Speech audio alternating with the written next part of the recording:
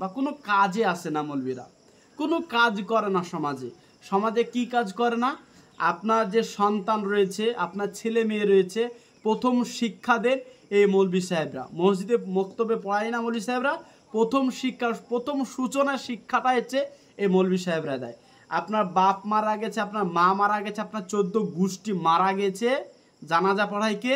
এই মৌলবী সাহেবরা। আপনার বিয়ে পড়ায় কে? এই মৌলবী সাহেবরা। ঈদের নামাজ খুতবা দেয়, নামাজ পড়ায় কে? এই মৌলবী সাহেবরা। জুমার নামাজ পড়ায়, জুমার খুতবা দেয় কে? এই মৌলবী সাহেবরা। 5 ওয়াক্ত নামাজ পড়ায় কে? এই মৌলবী সাহেবরা। সমস্ত সমাজের কাজ যে কোনো ক্ষেত্রে বলেন, যে কোনো ক্ষেত্রে সমাজের এই মৌলবী সাহেব না হলে হয় না। আর আপনি বলেন যে মৌলবী সাহেব সমাজে কোনো কাজে আসে না? ঢং পেয়েছেন এখানে, আপনি প্রশ্ন করতে এসেছেন যে সমাজে মৌলবীরা কোনো কাজে আসে না। কি কাজ করছেন সমাজে? কাজ সমাজে করে না মানে সমস্ত কাজ এই মৌলবী সাহেবরা করে। নবীদের ওয়ারিস, নবীদের অনুপস্থিতিতে সমস্ত কাজের আঞ্জাম করেন এই মৌলবী সাহেবরা, এই আলেমরা। কারণ মৌলবী সাহেবদের দেখেন, মৌলবী সাহেবরা নবীদের ওয়ারিস বলা হয়েছে। সহিহ আবু দাউদের হাদিস 3641 নম্বর হাদিস, ভালো করে দেখে নিবেন। আপনি শিক্ষিত পণ্ডিত, মানে অল্প বিদ্যা ভয়ঙ্কর তো আপনার, আপনি জানেন না তো, না আপনি কোরআন জানেন না হাদিস জানেন, আপনি কিছুই তো জানেন না। আর আপনার মৌলবীদেরকে ঘৃণা হয়, আলেমদেরকে ঘৃণা লাগে, সমাজে কিছু কাজ করে না।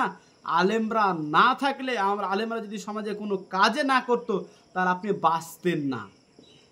সমস্ত কাজের দায়িত্বই দেওয়া হয়েছে আলেমদেরকে।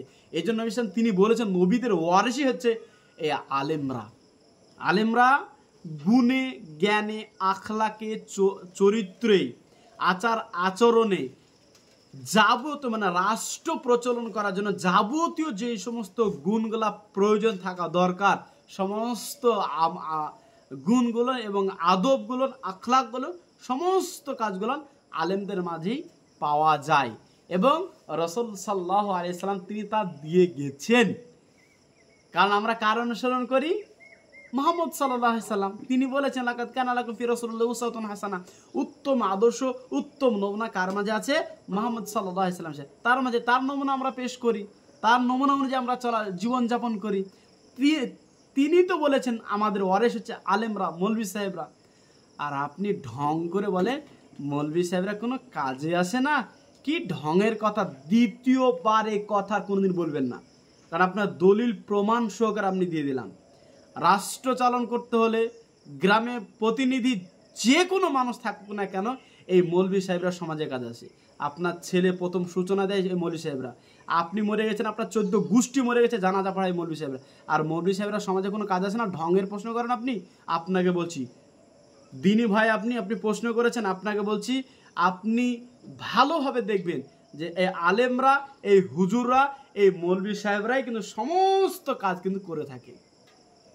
দেখেন, আপনি একটু বিবেচনা করে দেখেন, শুধু সমাজে, শুধু নামাজ পড়ার ক্ষেত্রে না, শুধু কোরআন পড়ার ক্ষেত্রে না, মিলাদ মাহফিল করার ক্ষেত্রে না, ওয়াজ বলেন, মাহফিল বলেন, স্কুলে বলেন, বিশ্ববিদ্যালয় বলেন, মাদ্রাসায় বলেন, প্রত্যেকটা জায়গায় কিন্তু এই আলেমরা আছে। বিশ্ববিদ্যালয় এ আলেমরাই চালায়, স্কুলে এ আলেমরা না থাকলে স্কুল চলবে না। জি, আপনাকে বলছি, আপনাকে আমি প্রমাণ করে দেব।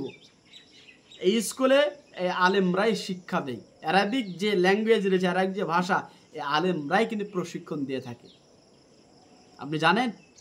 আর আপনি বলছেন যে মৌলবী সাহেবরা সমাজে কোনো কাজে আসে না। কিভাবে আপনি বললেন?